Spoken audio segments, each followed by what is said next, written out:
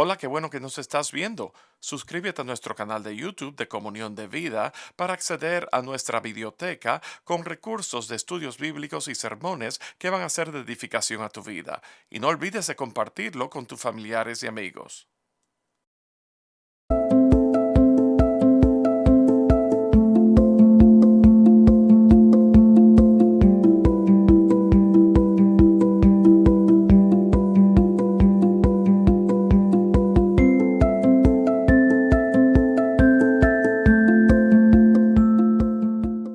Muy buenas noches, hermanos. Le damos la bienvenida a los hermanos que nos acompañan a través de la plataforma de Zoom y a través de Facebook Live.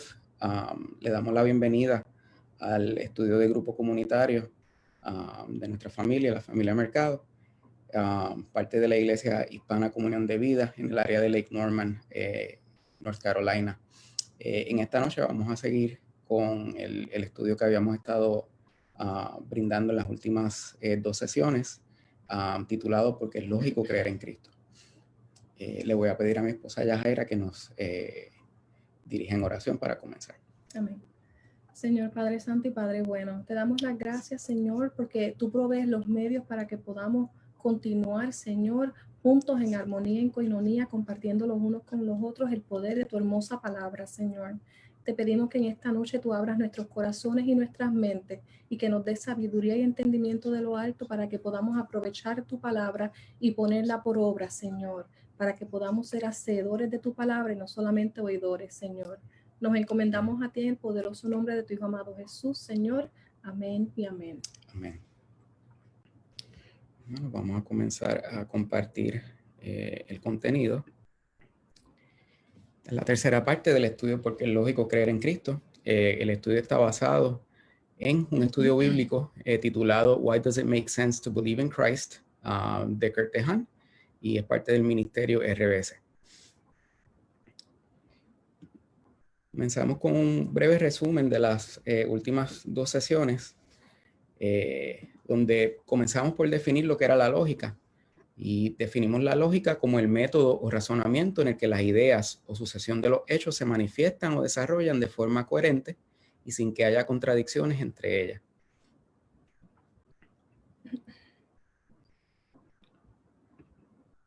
Hermanos, y es que cuando se trata de exponer la verdad de Cristo es necesario que lo hagamos de manera lógica y coherente, con bases fundamentadas en la Biblia. También debemos ser capaces de presentar evidencia física, científica e histórica.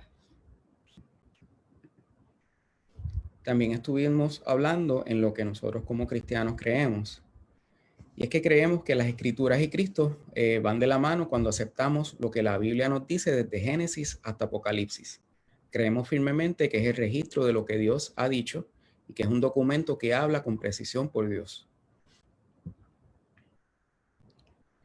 Es necesario que nosotros invitemos a los no creyentes a escudriñar y ver lo que la Biblia dice para que analicen cualquiera que sea su creencia y así ellos puedan ser el jurado y que por fe la luz de Cristo les sea revelada.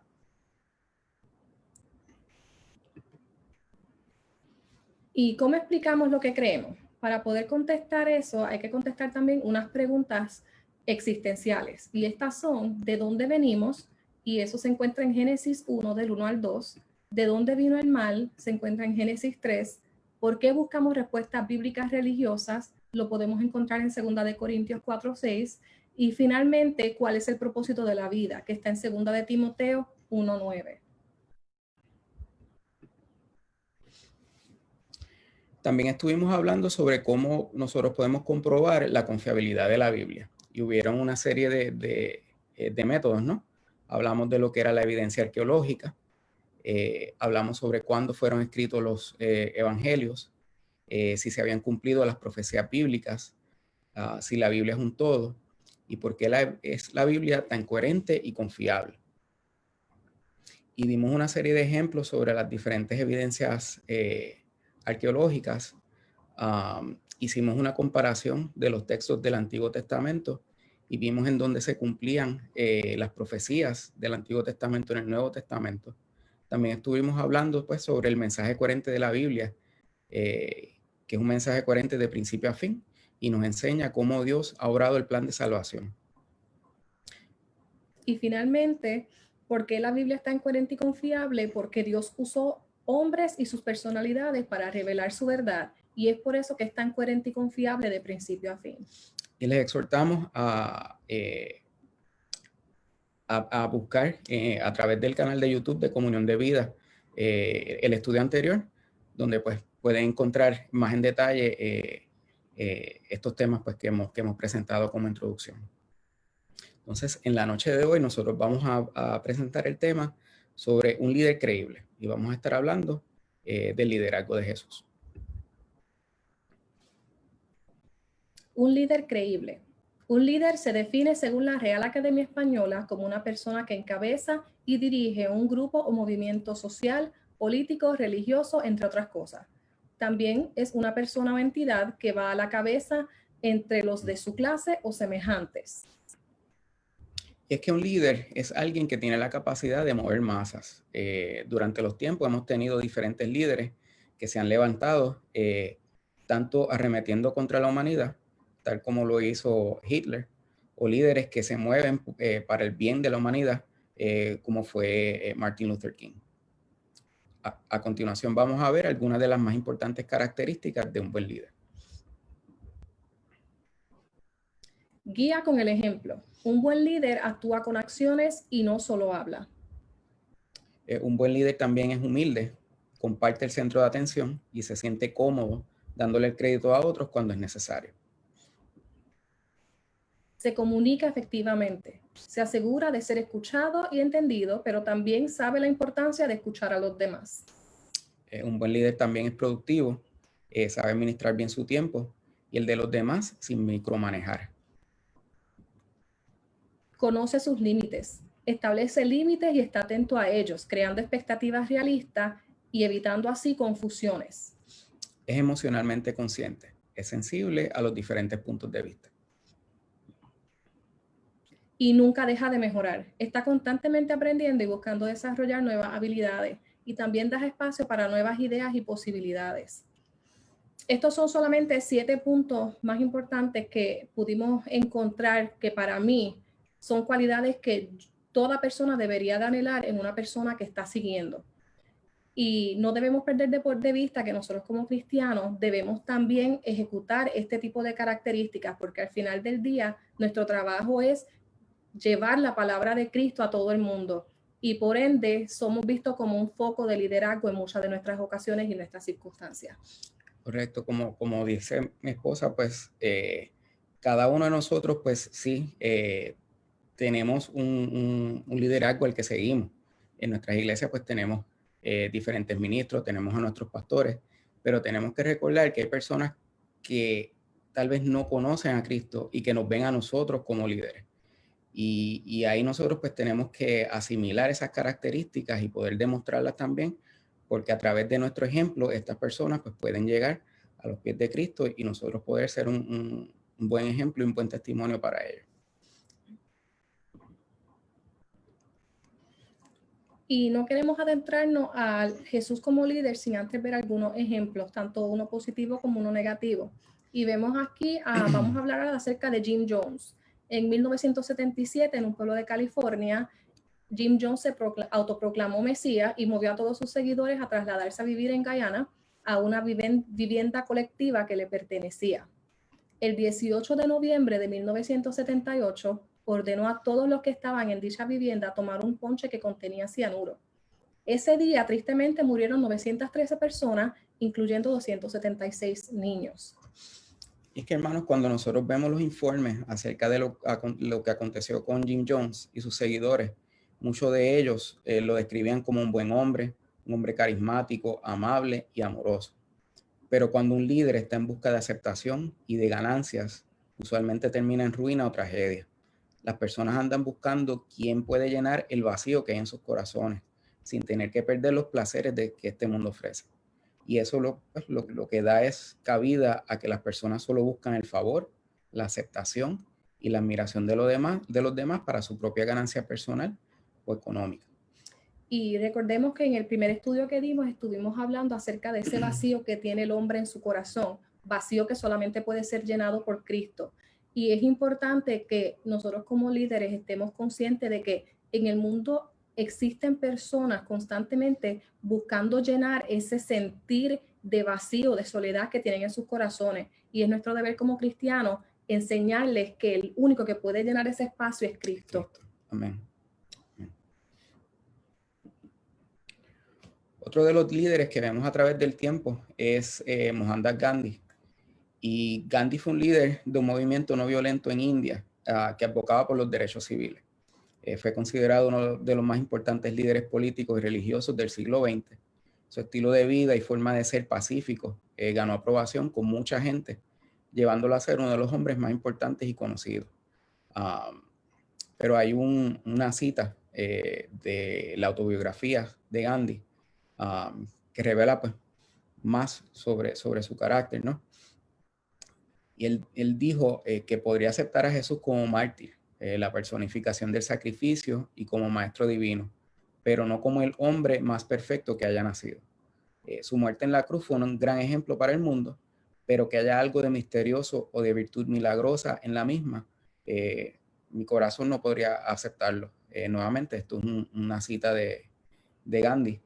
Y ahí es donde vemos, hermanos, pues que nosotros podemos conocer muchas personas que tienen un buen corazón, que tienen muy buenas intenciones. Muchas veces son personas positivas y que tienen un gran impacto, como es el ejemplo de Gandhi. Pero cuando Cristo no está morando en ese corazón, cuando nosotros no aceptamos que el sacrificio de Cristo en la cruz es el que nos llena de su amor, es el que perdona todos nuestros pecados y nos da por su gracia la salvación, estamos perdidos. Y aunque son personas muy positivas, que tienen un buen impacto, el no tener a Cristo en su corazón pues, puede llevar a muchas otras personas a perderse. Por eso es importante que nuevamente como cristianos seamos sal y luz en esta tierra. No debemos pasar por alto que pues que así como Gandhi no creía en Cristo, Gandhi sí tuvo el impacto en la vida de otros líderes que conocemos hoy día, tales como Martin Luther King, también fue inspirado por Gandhi en ese aspecto. Y no le quitamos crédito a lo que pudo hacer por la humanidad, pero a lo que queremos ir es que a la importancia de que es importante que como cristianos nosotros sepamos entender cómo trabaja la humanidad en ese aspecto. La gente verdaderamente está buscando a alguien a quien mirar y decir, oh, yo lo voy a seguir porque él lleva una vida perfecta, porque él es un ejemplo perfecto. Y en realidad nosotros todos, nuestra meta, lo que debería de ser nuestro norte, es que yo cuando sea grande, yo quiero ser como Cristo. Amén. Yo no quiero ser como mi hermano, yo quiero ser más como Cristo. Y a eso es a lo que todo cristiano necesita moverse y necesitamos movernos en estos tiempos. Amén. Amén.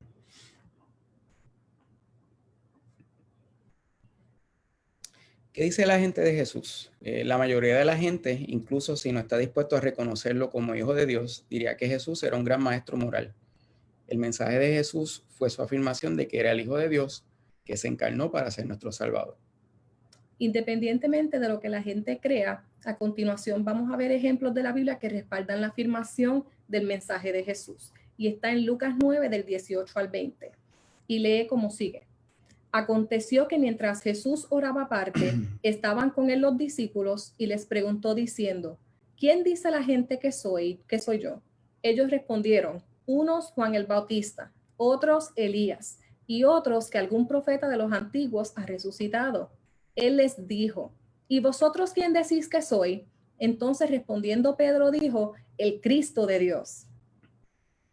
Es que la afirmación de Pedro denota una esperanza predominante entre los judíos de un Mesías conquistador que culminaría con el dominio de los romanos sobre el pueblo para restablecer la grandeza de Israel. Sin embargo, el pueblo no estaba preparado para recibir un hombre humilde y manso que estaba más bien preocupado por rescatar a los pecadores que por restaurar un estado. El pueblo de Israel estaba esperando a un conquistador y recibió a un pacificador, por ponerlo de alguna forma. Cristo no vino a ganar a la gente con fuerza, Cristo vino a ganar a la gente con amor y a traerlos a Dios con cuerdas de amor.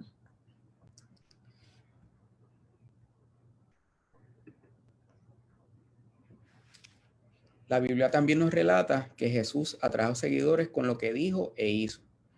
En Mateo 7, del 28 al 29, podemos leer: y cuando terminó Jesús estas palabras, la gente se admiraba de su doctrina, porque les enseñaba como quien tiene autoridad y no como los escribas. Jesús conocía su identidad y su propósito. Sabía que era el Hijo de Dios, Dios hecho carne, y su autoridad se podía palpar en sus enseñanzas porque hablaba la verdad sin temer a las repercusiones que éstas pudieran tener. Jesús no buscaba caerle bien a la gente. Jesús no buscaba tener un gran número de seguidores. El anhelo de Jesús era exhibir y exponer la palabra como Dios la intencionó desde el principio, no como ya había sido alterada por los fariseos y por los escribas. Jesús también hizo muchos milagros, entre ellos sanidades, control de la naturaleza y la resurrección de los muertos. Los seguidores de Cristo señalan estas extraordinarias demostraciones de poder como apoyo a sus afirmaciones de que verdaderamente Él es el Hijo de Dios. Y nuevamente hacemos un énfasis en la primera parte de este estudio, y fue que en ese estudio hablamos acerca de presentar pruebas que confirmen o desmientan las acusaciones en un juicio. Hermano, la Biblia contiene innumerables testimonios de las extraordinarias hazañas que Jesús hizo.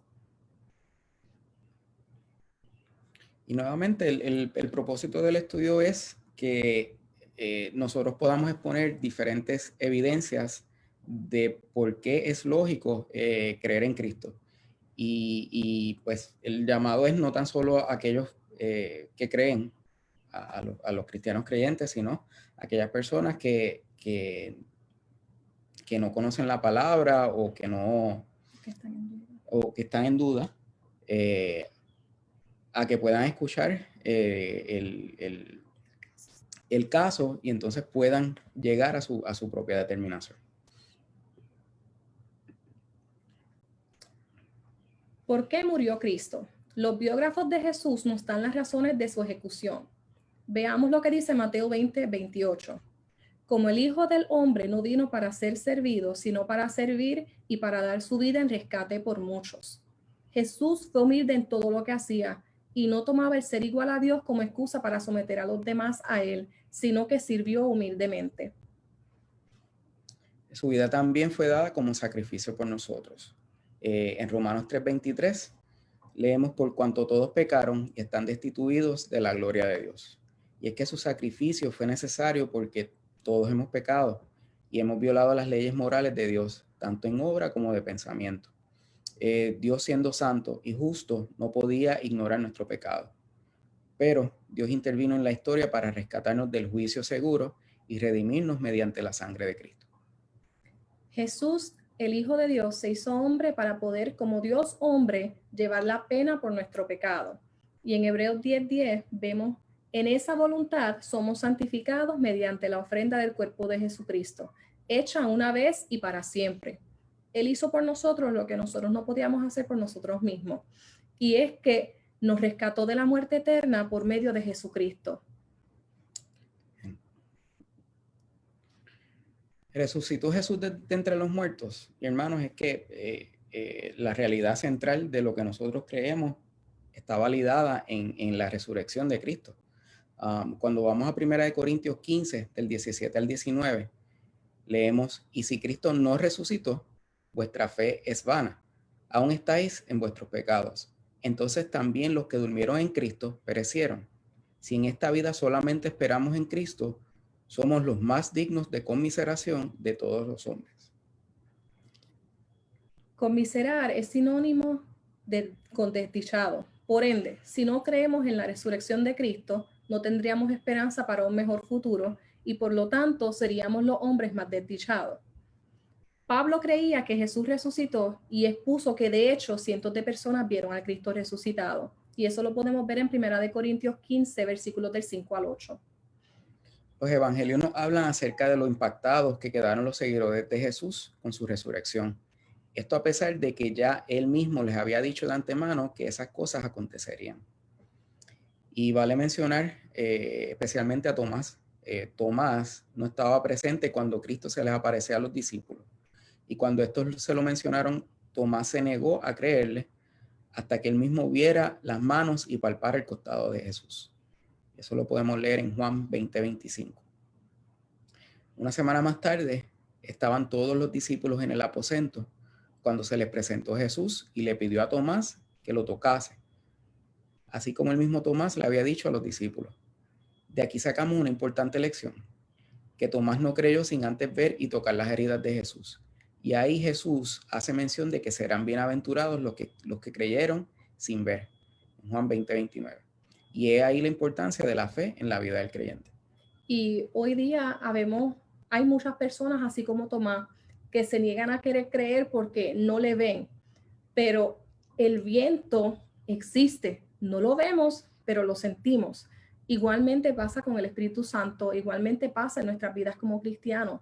¿Sabe? La fe es la certeza de lo que se espera. ¿Sabe? Estamos celosamente anhelando la llegada de Cristo, y solo porque yo no le vea no significa que Él no es real en mi vida, que Él no es real en todo lo que Él ha hecho en mi vida. Desde el momento en que nosotros nacemos, Él tiene cuidado de nosotros. La misma Biblia dice que nuestro embrión vieron sus ojos. O sea, desde que estamos en el proceso de creación, ya Dios está conociéndonos, está intimando con nosotros, está poniendo el deseo de buscarle desde ese momento. Y es por eso que, como mencionamos anteriormente, el hombre tiene un vacío en su corazón, porque Dios lo creó específicamente para que lo llenáramos con Él, con su presencia, con su palabra, porque Él en hecho es nuestro todo. Amén. Y esto nos lleva a también hablar sobre la confianza y la fe. La confianza en la fe es uno de los fundamentos que hemos hablado cuando tocamos el tema de la mayordomía. Y es, hermanos, en nosotros confiar en que el Señor tiene cuidado de nosotros, aun cuando nosotros vemos aquello que nosotros esperamos y queremos lejos. Es tener la fe de que Dios sabe en qué momento va a obrar, en qué momento realmente nosotros vamos a necesitar eso que estamos esperando. Y si nosotros necesitamos eso que estamos esperando, tal vez lo que nosotros estamos pidiendo es algo incorrecto, y Dios puede tener algo, un plan distinto, porque esa es su voluntad. Y nosotros tenemos que permitir que nuestra voluntad se alinee a la voluntad del Padre. Amén.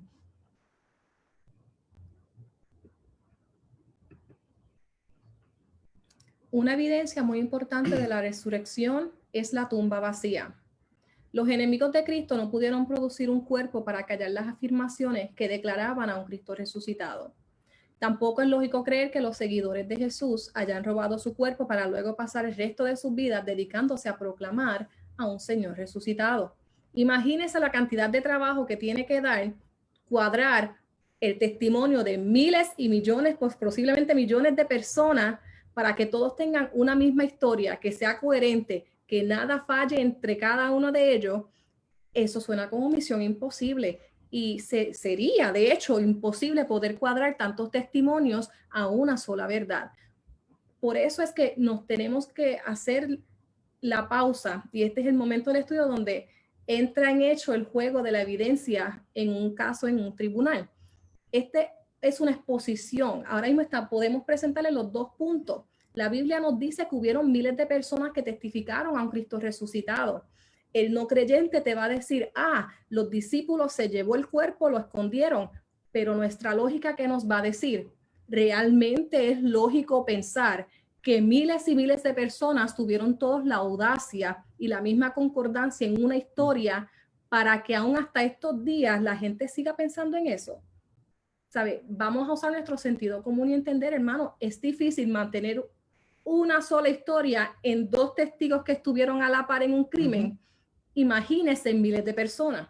¿Sabe? Y esta es la parte del estudio, como les dije, que entramos en juego y podemos ver cómo la palabra se puede exponer de manera evidente y con evidencias que lo respalden. Así es. También otra evidencia es el cambio dramático que se produjo en los discípulos. Los discípulos pasaron de esconderse a predicar abiertamente, y con fervor a Cristo como Salvador resucitado, hasta el punto de morir por sus convicciones. No hay otra explicación razonable por la cual entregar sus vidas, sino por el hecho de que ellos mismos habían visto a Cristo resucitado. Y a través de las Escrituras y del Nuevo Testamento, pues vimos el sufrimiento y la muerte de sus discípulos. Y como mencionó Yajaira, ¿por qué exponerse a ese peligro o exponerse a tanto sufrimiento por una mentira? Realmente ellos estaban dispuestos a darlo todo, inclusive su vida, por continuar llevando el evangelio y proclamando la vida y el evangelio de Jesús. Amén.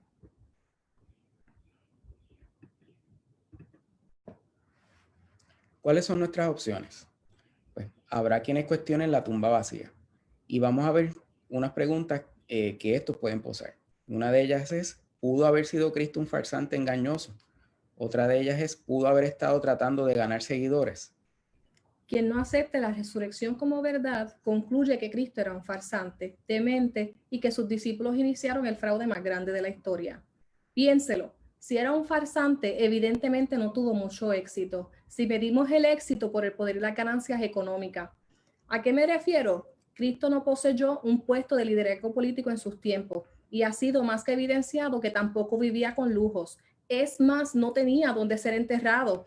Alguien tuvo que dar una tumba para poder enterrar a Cristo. O sea, si nos vamos a poner a pensar de esa manera y medimos el éxito, como les dije anteriormente, por medio del poder de las ganancias económicas, ni Cristo ni el Evangelio ni sus discípulos ganaban absolutamente nada con esconder el cuerpo de Cristo. Por ende, nuestro sentido común nos puede decir que en efecto la tumba está vacía porque Cristo resucitó. Jesús tampoco estaba buscando ganar seguidores. Es más, se puede decir que alejó a muchos por sus altas normas morales. Su negativa a ignorar la hipocresía y la frialdad de corazón. Jesús en cada una de sus enseñanzas buscaba que las personas autoexaminaran sus vidas de manera que pudieran entonces identificar su necesidad y dependencia en Dios. Y es que la evidencia no apoya la posibilidad de que Jesús fuera un farsante. Jesús, como Omar acaba de exponer en el punto, él confrontó a muchos por las altas normas morales y por la negativa de ignorar la hipocresía y la frialdad del corazón. No olvidemos que Jesús fue el mismo que confrontó a los escribas y a los fariseos y les llamó sepulcros blanqueados. O sea, estaban bien lindos por fuera, pero por dentro había pudrición, porque ya la verdad la habían diluido tanto que era casi imposible para el pueblo siquiera poder tener acceso completo al templo. Y no podemos dejar de pensar en esas áreas también. Y el último punto que queremos exponer, y una evidencia, y es el closing statement, como dirían en las circunstancias de un tribunal, es la siguiente pregunta. ¿Moriría usted por algo que sabe que es mentira? Esa pregunta es bien confrontante. Yo no me voy a morir por una mentira. Yo no voy a entregar mi vida por alguien que miente o que mintió. Hermano, los discípulos tampoco. Y sin embargo, muchos de ellos murieron por esa verdad. Murieron por el evangelio. Fueron mártires. Y los confronto también esta misma tarde con esa misma pregunta. ¿Moriría usted por algo que sabe que es mentira? Yo me atrevo a decir que ninguno de nosotros moriría por algo que es mentira. Y esa también es parte de las evidencias que se pueden presentar en este caso. Amén. Entonces, hermanos, ¿cuáles son nuestras opciones? Cuando hablamos de Jesús, pues, ¿quién era Jesús? Jesús no predicó un mensaje popular ni prometió fama y fortuna instantánea. No estaba engañando a las personas para sacarle dinero. Hizo milagros y la brillantez de sus enseñanzas sobrepasan los tiempos y las circunstancias. Su muerte y resurrección nos dio acceso a la gracia y misericordia del Padre para tener un futuro lleno de esperanza. La Biblia presenta una imagen precisa de Jesucristo, su cumplimiento en la profecía, el impacto que causó en la historia su vida y sus enseñanzas. Más allá de esto, la respuesta de sus discípulos a predicar con fervor y sin temor hasta el punto de convertirse en mártires, que muchos de ellos lo fueron, nos llevan a la conclusión de que Jesús era y es todo lo que dijo ser, el Hijo de Dios. Amén.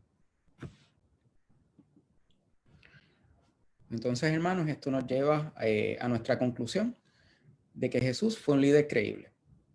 podemos dar por hecho de que Jesús fue un líder creíble por sus milagros, sus enseñanzas, su muerte y su resurrección. Que la cantidad de testigos que dan fe y testimonio de su resurrección es una prueba irrefutable de que el milagro aconteció y que Jesús cumple todas las expectativas de un buen líder. Fue tan buen líder que aún después de haber resucitado, movió a hombres y mujeres a seguir predicando su mensaje de fe y salvación, al punto de hasta entregar sus vidas por él y por llevar su mensaje hasta lo último de la tierra. No podemos perder de perspectiva que todos nosotros como creyentes compartimos un mismo llamado, que es el de llevar la palabra de Dios hasta lo último de la tierra. Y ese es el llamado que todos tenemos en común. Y es importante que más que decirlo, que lo entendamos y que lo abracemos en nuestras vidas. El mundo está falto de amor, el mundo está falto de Cristo, de un Cristo resucitado. Y hoy día vemos todas las cosas que están aconteciendo, ya sea que sea parte de la voluntad de Dios o si usted no cree que es parte de la voluntad de Dios, independientemente Dios tiene el control. Dios está en control de todo lo que está pasando. Y quiero traer esto a colisión, ¿por qué? Porque Jesús mismo enseñaba que el reino de los cielos se había acercado. Cuando Jesús estuvo en la tierra, el mismo Juan el Bautista dijo que él estaba preparando el camino para Cristo. Y nosotros tenemos que preparar el camino de la vida de otras personas siendo ejemplos, llevando la luz de Cristo, llevando su verdad y llevando su mensaje para que todos los no creyentes puedan venir a este camino y caminar con Cristo y conocer a un Dios de paz, a un Dios de amor. Amén. Amén. Así que, hermanos, esta es nuestra exposición en la noche de hoy. Nuestra próxima sesión será el sábado 27 de junio y vamos a estar hablando y concluyendo el tema porque es lógico creer en Cristo con la exposición sobre un movimiento poderoso, lo que es su iglesia y una experiencia personal, que es el impacto de todo lo que hemos hablado en nuestras vidas, el impacto de la vida de Jesús, el impacto de nosotros como movimiento y que podamos exponerle este tema y usted pueda llegar a su conclusión.